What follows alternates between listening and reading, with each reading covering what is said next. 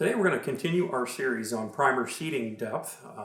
We have a very complex issue here, and the relationship between these primers and our ignition systems in our rifles and the powder in the case, the brass and the primer pocket itself, it starts to get fairly complex as soon as you get into it just a little bit.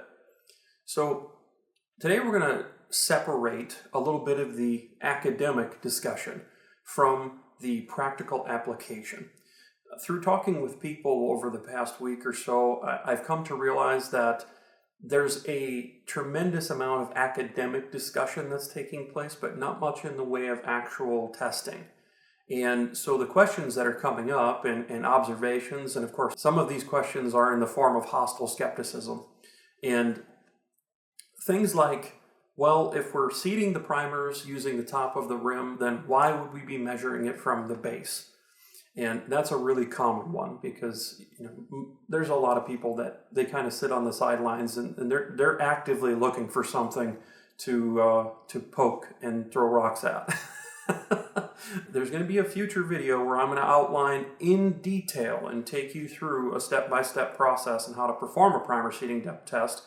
But for now, we're going to discuss the separation of the practical application from the academic discussion.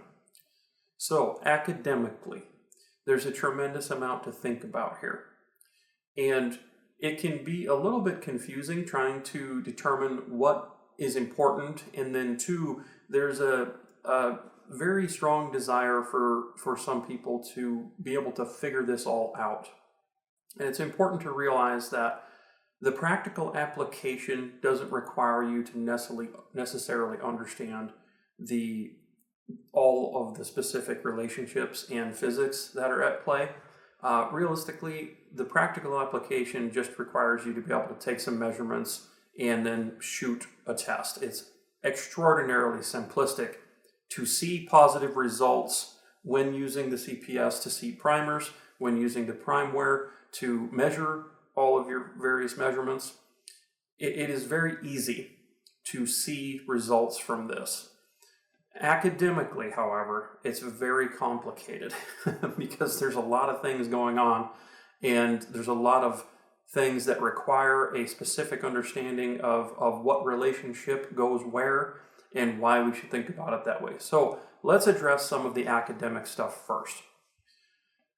The primary complaint has been that, well, if we're seating primers using the top of the rim, then that's where we need to take our measurement from. And that's just simply not the case. The reason for that is the relationship between the top of the case rim and the bottom of the primer pocket is actually very close on most brass. Good quality brass, good lot numbers from good manufacturers are going to have a very, very low amount of variance. And I'm talking a standard deviation of less than 5/10,000ths. The argument has come up that, well, we should just support the case using a different method in order to insert our primers. Well, during the manufacture and design phase of the CPS, I actually designed some prototypes where the case was being held on the shoulder. That didn't work because the shoulder is too soft, and inserting a primer and overcoming the anvil seat set your headspace back. So that didn't work. Another method that I tried in prototype phase was to use a little pin that went down, basically a support rod that went down inside the case mouth and contacted the bottom of the case and held it that way.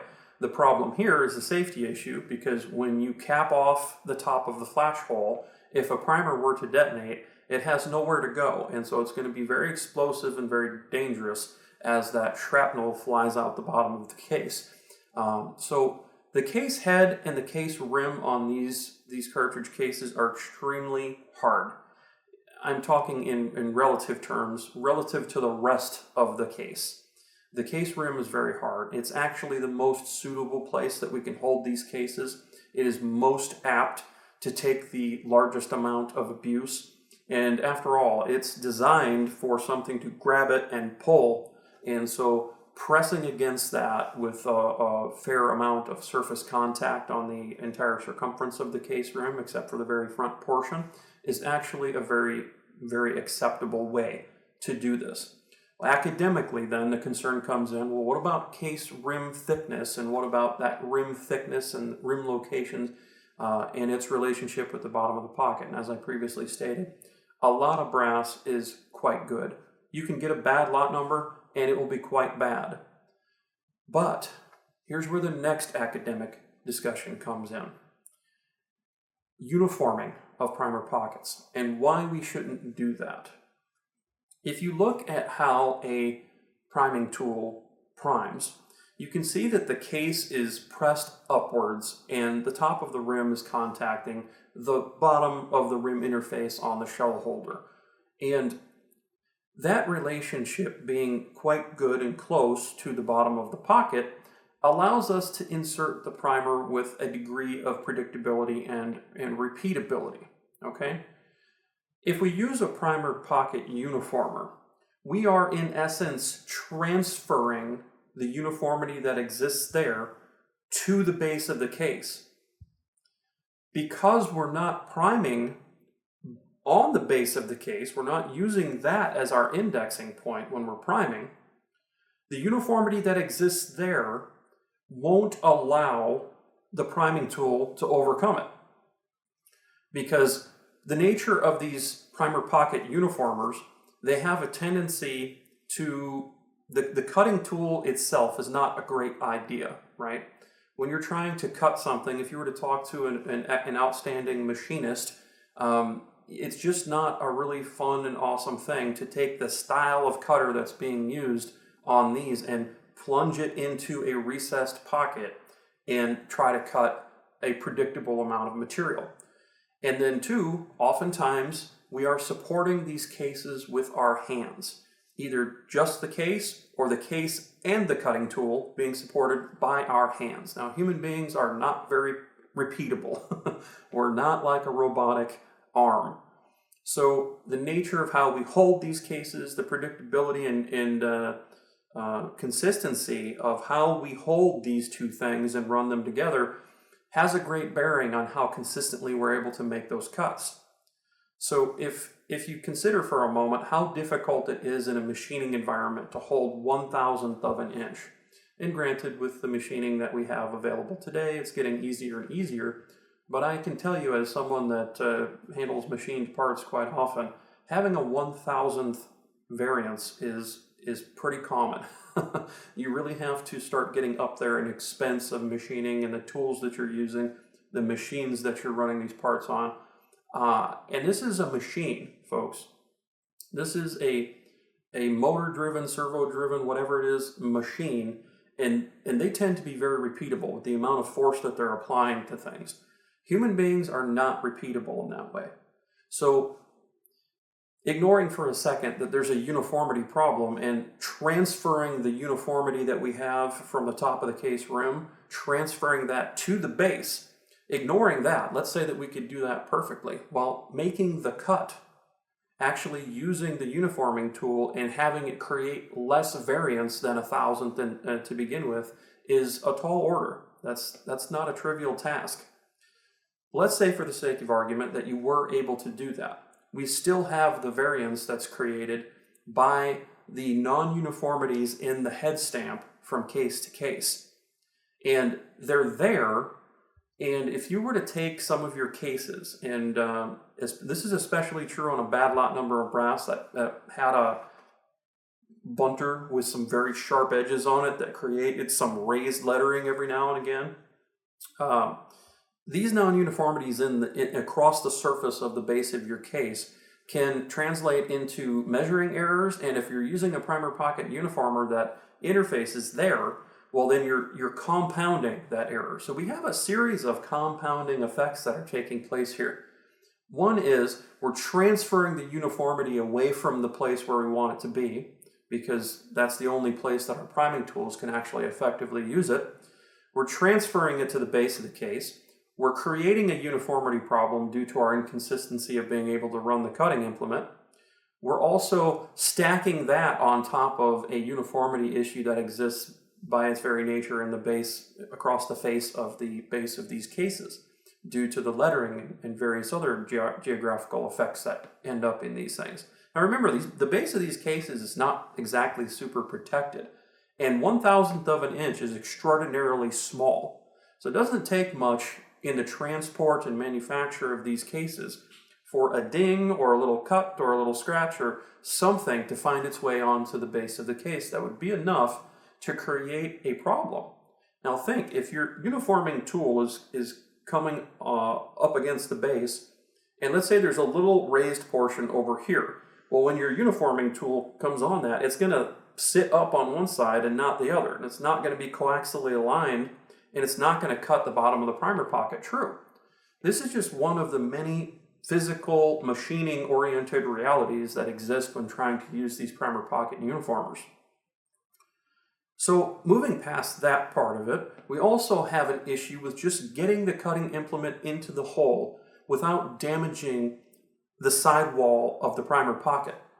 If the cutting tool, the uniforming tool, scratches the primer pocket wall on the way in, it's going to create some geography there. That is going to cause a friction differential problem between the primer cup and the primer pocket. So when you're inserting the primer, now you're going to have a non-uniform force being applied to one side of the primer versus the other. This can, in some cases, lead to a unpredictable primer deformation during the seating op. And then too, this is going to be a lasting problem. There's not really a good way to polish that gouge out. And this is especially true with uniformers that are constantly spinning. If you have a prep station or something like that and you're uniforming on that, that can exacerbate this problem. So by and large, if you've listened to anything that I've said here in the last few minutes, you understand that by making the decision to use a primer pocket uniformer, you are introducing a tremendous number of compounding errors, or at least the opportunity for them to exist. And it is extremely unlikely that you're going to be able to control this to any real degree unless you are supporting the case with a machine and cutting with a machine. So if you set up a CNC machine with a collet that fit your cases perfectly, and you indicated each of the primer pockets to run concentric so that it was perfectly cylindrical and perfectly aligned with the cutting tool, and there was no error, in theory, you'd be able to perform a primer pocket uniforming op that would actually benefit you. But due to the nature of how all of these primer pocket uniformers that are on the market work at the moment, there's not a very smart way to do this. And by choosing to do it, you tend to introduce tremendously more variables than would ever exist if you just left them alone. So that is the academic discussion and reason why you shouldn't primer pocket uniform. Instead, if you have an issue with the uniformity of your primer pockets, you should sort. You should take measurements with a very finite tool. Now, folks, the tail end of a caliper is not going to cut it. That is, at its very best, plus or minus 0.002. And in order to be effective here, we need something that's going to measure 1,000th or better. So its total resolution has to be about plus or minus 0.5 thousandth, and the increment can be no more than 1,000th. So taking that measurement precisely and then culling and batching our cases based on that measurement is the most effective way to get this done. Now, again, academically, we can take this measurement from the base of the case very simplistically, and we can even try to take steps to remedy any uniformity problems in the base of the case. It's quite simple. You take the case, set it on something very flat, either a machinist's surface, like a granite surface, or you can use like a plate of glass, put some very fine abrasive on it. I'm talking like, nothing greater than 600 grit, maybe 1,000 grit or something of that nature, and just gently swipe this case base across this abrasive. That will easily show you whether or not there's any raised portions of the case that are going to cause any problems during your measuring. And then two, If you do have a uniformity problem that exists in the primer pockets and you're not certain if it's going to be you're not certain if it's going to affect your primer seating or not, you can check for this uniformity problem. But again, folks, this is purely academic. Now, this is why this is purely academic. When you are firing these cases, the rifle does not care where your rim thickness is. So despite the fact that we are seating these primers with the top of the rim, we are doing so because that's the most applicable way to do it. It's the most readily available way to do it, and it's the easiest way to do it. And it just so happens to be, in my experience, the most effective way to do it. So we're going to use the case rim to seat these primers. And then why doesn't it matter in the rifle? Well, in the rifle, if we're controlling the headspace properly, there's only a couple of thousandths of space, if that, between the base of the case and our bolt face. We aren't timing the ignition system in our rifle to these primers by anything to do with the top of the rims. We are timing the position of this primer in relation to the base of the case.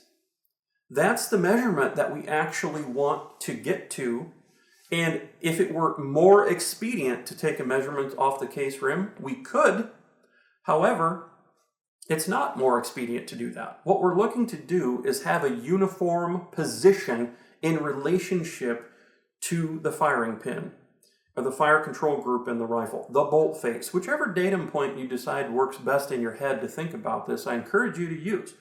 But the idea is we want that primer to be hit at the exact same time. Every time we press the trigger, we want that primer to be hit at the exact same time. It should not be shoved forward in the primer pocket when it's hit. So we want to make sure that we're adhering to proper primer seating depth rules to ensure that the anvil is in contact with the bottom of the pocket. And our previous video on this series that told you exactly how to do that by taking your measurements. And so setting that timing is more important to be related to the bolt face than it is anything else. That bolt face is almost directly in contact. It's not quite a friction fit. We want our bolt to close effortlessly, but there sure isn't very much variance there if we're controlling our headspace properly. So that means we can take our measurements off the base of the case. It's easy to do, has the least chance of creating some undesirable variable during the measuring process. It's very fast. And the tools are available, folks. Our PrimeWare device here, this thing will measure down to about 3/10,000ths. So there's no reason not to do it. And if you think about it correctly, the academic issues are solved. This is all very easily explained academically if you're thinking about the relationships that are at play in the correct context. But if you're not thinking about what we're actually trying to achieve, then you can get lost in the weeds really quickly. So the practical application here is very simple. We want the primers to be in the exact same location in relation to the fire control group in our rifle every single time. The way that we do that is by controlling our headspace in the way that we set our sizing die to do shoulder bump. I have previous video that talks all about that. And we want to make sure that we're inserting the primers correctly. And that means we need to leave the consistency and uniformity that exists from the top of the the top of the case rim to the bottom of the primer pocket. We want to leave that relationship alone. We do not want to introduce compounding error and transfer the uniformity to the base of the case.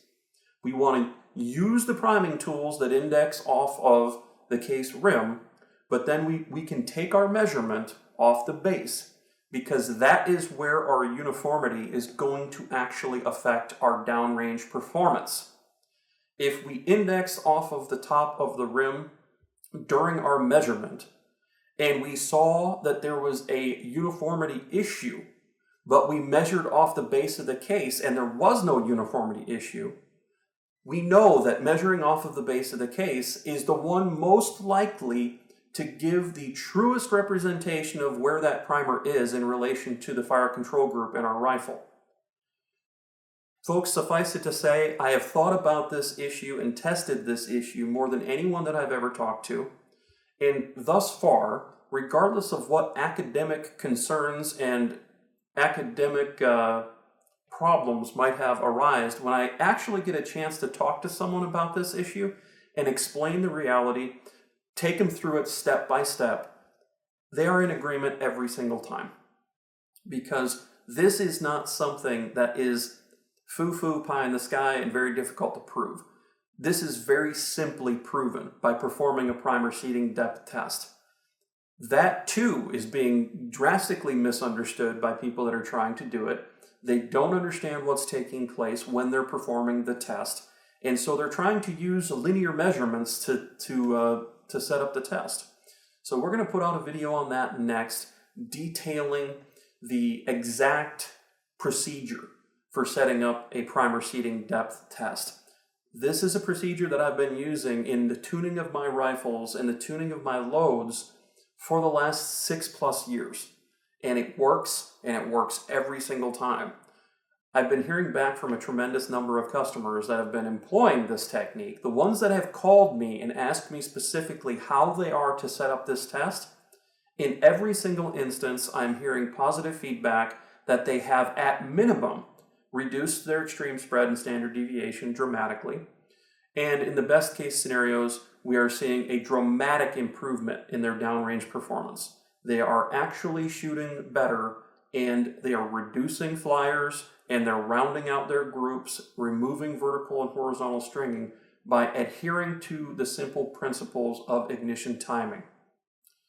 So folks, I hope that this has been a benefit to you. If it has, and you like this content, please subscribe, hit the little bell icon and turn on the notifications, or you won't get notified of our next video. And if you are on Instagram, I encourage you to follow @PrimalRights on Instagram. If you're not on Instagram, I encourage you to get on that platform.